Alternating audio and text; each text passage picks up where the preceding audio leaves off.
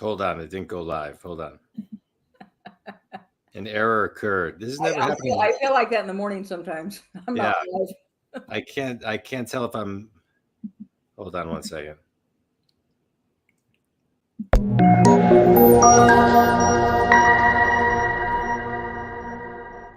There we go. A little glitch, but we're live now. Dr. Dorine River, it's great to connect with you. Looking forward. Welcome everybody to Think Business Live.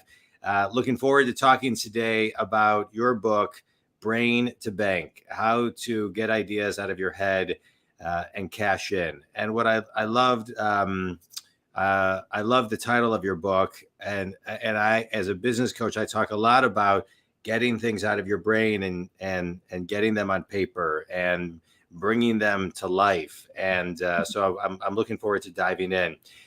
Dorine, but before we dive in, I do want to talk about, you've got a lot of experience, and we're going to be talking about ideas and things of that nature. But before we dive in, I'm a business coach. I work with people who are successful and stuck all over the globe and get them unstuck. Where's your stuck today as we sit here, in May 2023, and how are you getting yourself unstuck? I think it's something I've struggled with my whole business career, and that's getting out there and really, really connecting. I'm prone to be task oriented, and so I'm sitting in my office and I'm just getting stuff done and checking it off. And I forget that the businesses are built on relationships with people. And this year I was determined to get out of that and get unstuck. And I've connected with two extremely powerful, quick-moving communities, and already I see a difference in myself and in my business and in the human side of things, which is working with people and realizing how fun and energetic that can be. And so that's my goal this year, just get unstuck and get out there. That's great. One of the things I recommend to people, River, is every 100 days, go meet 100 people. Or, it doesn't have to be all new people. It can be a mix of a conference and lunches and networking. But if you're always kind of, making a conscious effort with intent to get out there and meet 100 people, or if that's too big, 50 people in the next 100 days, look at it by quarter. And it really can accelerate your business. All right. Well, that was great. Thanks for your reply and your vulnerability. I appreciate it. All right. So let's dive in. Let's dive into the book, Brain to Bank: How to Get Your Idea Out of Your Head and Cash In. What I really wanted to kind of start with is how do people, let's talk about, because I think sometimes extracting things, I know, for me, things download into my head, and it downloads very quickly. And so sometimes I have to get it on paper and then make sense of it. And then sometimes it downloads and it's very crystal clear. So talk about kind of how people kind of the relationship with what's in your head and how to kind of like process it to know what needs to come out. Oh, that's the perfect question. I wish I'd given it to you, but you came out on your own. I think people have really great ideas. Most people come up with one or more ideas, and they don't know what to do to monetize it and to make it available to other people. And part of that is realizing there is actually a system to it, and it comes with defining to begin with why you want to do it. And you really need to know why you're doing it. And then you need to know your target audience. And there are a whole bunch of things. And the book addresses that. I spent 30 years helping startups get up and running. People hire me to start their company. And there is a distinct system to it. And about 80% of companies are the same at the core. And then the 20% is industry specific. So if you get that 80% down, you know you need a business plan. You know you need financial accountability. You know you need, if it's a natural product, you need manufacturability. You need to do it the right way. All these things are the same. Right. And then what does that industry really need specifically? And then if you don't really know, go learn that. But you're 80% there. if you have down the systems and processes of it, and it's incremental, and it's goals, and it's okay, this is what I have to do, and you break that down into chunks, like for example a business plan, and you do this, and then you do this, and then you do this, and your idea is formed the same way. It's a piece at a time that you put together, and when you're done going from chapter 1 to 17, for example, your business idea is out and running. It's a product, it's a service, it's a real business. Otherwise, you just have this cute little gizmo you've created on your desk and nowhere to sell it. And Yeah. so the infrastructure of the business is critical. Let's talk about this for a second, River, because, well, first of all, I love what you do. You start companies, I grow companies. I typically don't work with, I mean, I do have clients at startup phase, but typically they're a little bit more established or very established. But what I love about what you're doing is most companies get too far along without systems and processes, and then they get stuck and they have to rewind and build the systems and processes. And so talk a little bit about, you know, how to go backwards and create the systems and processes so they can actually, you know, slow down to speed up. I wish I'd given you that question too. It's perfect. I talk in the book about when you set up your business, also set up your exit strategy. Most people are not starting a business to run for 30 years. A lot of people want to run it for 3 or 4 or 5, and they want some big company to come and take them out and pay millions, and then they're going to go retire in Costa Rica somewhere. And that may or may not happen. But the bottom line is this: I've worked with companies. I have a securities license for mergers and acquisitions, and a company came to me and they had started a DBA, doing business as, in their company, and they created a software, but it wasn't their core business. Their core business was far different than that. And when they got ready and they decided that it was sucking the life out of their core company, they wanted to sell this technology company. They had never done a business plan. They had never separated the finances from the main company to see what was going on with the tech company. We had to go back and do all of that to even get it up ready for them to present to see if someone wanted to buy it. They had to split it out and make it its own LLC. There are a number of things they never did. And here's the reason why. People get so excited about creating this product, they jump right in and they want to do that because that's where the fun is. The fun part, yeah. The fun is not in doing the business plan, but the business plan forces you to think of who your target audience is. It forces you to set up your finances correctly. It forces you to choose your entity that you're going to be and why. All the things that everybody wants to know if they're going to buy your company. And you don't want to do that because that's not where the fun is. The fun is to create this thing that's going to be a robot and crawl across your desk when you say so. Yeah. And so you got to go back and do all that. And guess what? It takes 5 to 10 times longer to do it than had you done it in the beginning. Right. And so Brain to Bank talks about that. Do it now. Do it at the very start. You will be so glad later. And guess what? You actually know what you're doing now because you had to think about it to do the business plan.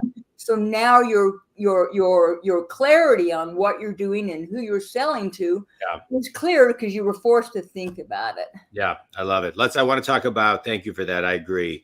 Let's talk about an idea. I'm always a believer that the best ideas come from the previous idea. Sometimes the initial idea isn't even what ultimately is what comes from the initial idea. And so just kind of talk about the art and science of having an idea, maybe not being too emotionally connected to it and surrendering to the process of letting it evolve. That's a great question, and it happens all the time, especially if you happen to be a creative person, which a lot of people with ideas are. That they're a creative at heart. And what happens is you see something and you think, oh, I can make that better, and so you're building a better mousetrap. But what happens is if you do something better that's 10% better than the product previously, you just jumped in with all the major competition. And so what happens is when you start thinking outside of that, for example, you're going to go and and look at the competition, and you're going to read the reviews, and you're going to see what people say they wish that software had, but it doesn't. And then you're going to go create that because there's a need for it. You can get your product done two ways. You can create something really cool that you want to create, and then you have to go find a market for it. A lot of times that involves educating the customer as to why they need what you have. Or you can do your homework and you can see what people need that's not out there and go create that. And all of a sudden your market's there. You are the big fish in the small pond. Yeah. And you have sales going.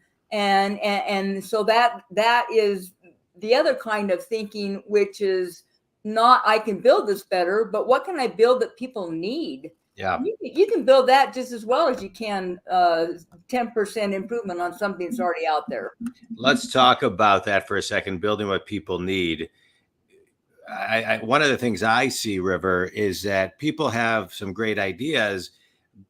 People think that people may need it, but will people pay for it? Right? Doing the beta testing to make sure people actually pay for your product or service, and will they pay what you think they will pay, so you can grow and scale the service and or product to actually have a profitable company with good margins. And so can you kind of just talk about how you advise people to test and beta test that people will actually pay for what you want to build? For sure. Obviously, that testing market is not your friends and your family. They will say anything to make you happy. Right. And that's why they're your best friend. And that's why, they're still family members that you speak to. So that's not your test market. I would hire someone who does beta testing to go out there and find a very unbiased market. And you want to do A and B testing, which means you're doing two different things, and you want to see which one flies the best. And I do that with something as small as just the covers of a book. I'll test which one do you like, because first impressions are just that. They're first impressions, and you get one shot at it. Yeah. And so test it. But if you don't know how to do that, there are a lot of companies who do that, and it's worth the money, because otherwise you end up with something you're not selling anyway. So put a little bit of cash out there and hire someone that can give you the results and the truth, and then pay attention to it. Emotions do get in the way, especially if you've been on your project a long time. You don't want it to fail because you have 2 years in on it and 50 or 100,000 that you saved, and your kids are wearing the same shoes because you had to do something for your business. Yeah. And so you don't want it to let it fail, but you have to look at it objectively. And that's where it really helps to have unbiased people look at it and tell you, and then you go, well, it's like when you write a book. The first draft of a book is never the book. The excellence of a book is in its rewrite. Yeah. And nobody wants to do the rewrite because it's boring, and you have to sit there and read the same thing 50 times. But at the end of the day, you have an excellent product. And it's the same thing with a product or a service. Get an unbiased opinion, send it out, and then listen to what the experts say and go, okay, this is not a time for me to be right about things. This is a time for me to get it right. Yeah, that's right. I wrote a book a few years ago, and what I always tell people when they talk to me about writing a book, whether they can write or not, is because I'd love to write, but I'm not a great writer. My grammar is horrible, but I always say behind every writer is a better editor. And that's the key, right? That's the key to writing in my opinion, River, of writing a book. Maybe not for you, but for sure for me. Oh no. I sent this book, this Brain to Bank, to 3 different editors. Yeah. Me too. I was actually just about to publish my book, and we realized no one had caught it, that like 2 of the chapters were in the wrong, spot. We almost were like ready to go to print. And like, I think it was like chapter 27 was where chapter 23 was, or like something crazy, and nobody, right. But you need a lot of editors. I love it. Well, that's great. All right. So let's do a quick speed round. You ready? Ready? All right. A book, you got a lot of books behind you. A book that's had the biggest impact on you. Brain to Bank is the culmination of 30 years. Okay. I love it. Best piece of wisdom you've ever received. Never quit. Good. I love it. And last question. One thing everybody can do to build a routine of getting ideas out of their head so they don't say, oh, I had that idea 10 years ago, but. Write it down and put a date on it and put incremental goals and start with the first goal. Just start. Yeah. And what I'll say, I'll throw something in there too, is get an idea journal where you write it and you just keep on writing and spend 1 minute a day just writing ideas, because after 100 ideas, something new may completely pop out. And it's like anything else. It's a muscle we need to build. Agreed. Yeah. Yeah. River, this was great. I really appreciate you talking about your, about the book and taking your 30 years of experience and putting it into a book. I always find it incredible when, you can buy something that has 30 years of experience in it for, and I don't know exactly how much your book is online, $9.95 or $19.95. You can get lifetimes of wisdom in community to help you accelerate your business.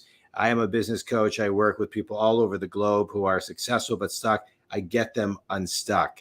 And River today shared a ton of things that we should all be thinking about. But I think the through line of everything that you talked about, River, if I can extract one thing, is take action now, right? The do it now type of mindset is really, really important. Don't wait. If you have an idea, write it down. If you want to do something, do it now. And River, tell everybody who your ideal clients are, where they can connect with you, and where they can buy the book. I appreciate that. Thanks for having me on, John. Really, braintobank.com has everything you need. It'll tell you where to buy the book. It'll tell you about the book. There are free resources there that are continually being updated to help you. I want this to be meaningful and impactful, and I want it to change your life. And let me know what else you need from me to help you do that, and it'll show up on the website. I love it. River, it's a pleasure getting to know you. Thanks for all the great work that you're doing and the book that you wrote. Think Community, if you're interested, Brain to Bank, How to Get Your Idea Out of Your Head and Cash In by Dr. Dorine Rivers. River, this was great. Think Community, JonDwoskin.com if you need me. Stay on for just a second, River, and we'll catch up. Thanks, everybody. River, thanks so much. Thank you so much.